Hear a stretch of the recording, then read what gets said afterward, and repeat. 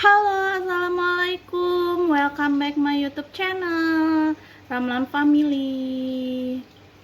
Bagaimana Mams kabarnya hari ini? Masih puasa? Kebetulan hari ini masih bulan Ramadan ya Mam. Nah, hari ini Mama nih mau sharing tentang tips gimana sih menghadapi untuk anak kita yang sedang sakit gitu. Saat kita tahu dia sakit itu gimana sih supaya tidak panik ya Mam. Serangan panik itu pasti ada untuk semua para moms di dunia ini. Kenapa nggak panik kalau kita ngelihat anak kita sakit? Kita nggak mau ya Mam anak kita itu sakit gitu. Nah, gimana sih Mam tipsnya supaya kita tuh menghadapinya dengan tenang dan kita tuh bisa cepet atasin dia, tidak telat dan tidak salah gitu ya. Oke, pertama saya akan sharing mengenai tipsnya bagaimana supaya kita itu mengatasi serangan panik.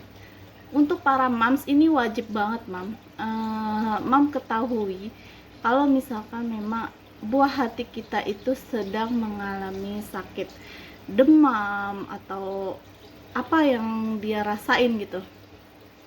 Pertama, mungkin melihat dia itu, pertama yang kita lihat atau warning dari dia itu misalkan tandanya dia pucat atau dia demam atau dia badannya dingin seperti itu, kita nggak boleh panik ya Mam. Yang pertama kita lakukan adalah tarik nafas panjang. Tarik nafas, buang nafasnya, atur dulu nafas kita supaya kita tenang, hati kita tenang, supaya kita bisa melihat dia juga enggak panik ngelihat kita juga gitu.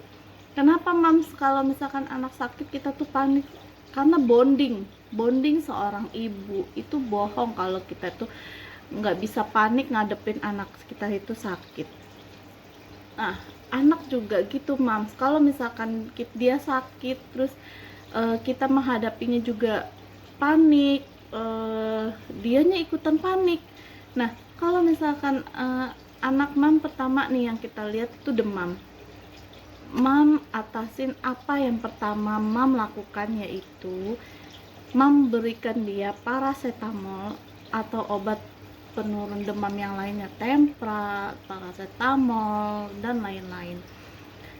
Mam harus tenang, tarik nafas dulu yang panjang. Terus yang kedua, Mam juga harus tahu apa yang dia rasakan.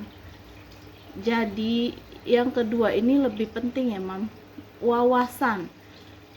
Seorang ibu itu kita harus mau belajar, mau tahu, mau berbagi dengan para moms lainnya supaya kita itu wawasannya lebih terbuka, lebih luas. Gimana sih cara menghadapi segala macam penyakit gitu kan. Walaupun memang kita bukan dokter ya Mam, tapi kita itu adalah orang pertama yang akan melihat dia itu sakit sebelum dokter. Jadi moms juga nggak boleh kalah nih, sebagai ibu rumah tangga atau ibu pekerja juga harus tetap bisa melihat situasi dan kondisi si anak tersebut. Nah, wawasan itu memang penting buat kita semua ya moms, nggak para moms aja, para bapak-bapak juga harus tahu bagaimana cara menghadapi anak yang sakit.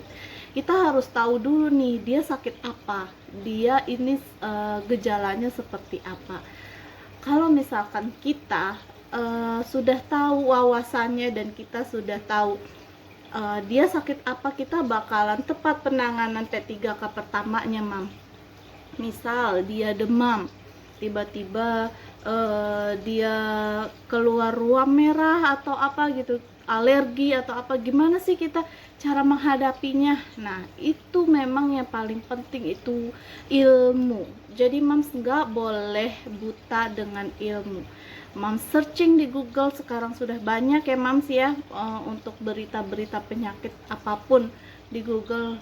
Kita nggak boleh malu ataupun kita bertanya sama orang, kalaupun kita nggak punya rekan dokter gitu ya Mam, kita belum bisa ke dokter nih, kita tanya sama orang yang mungkin kita percaya dia tahu gitu.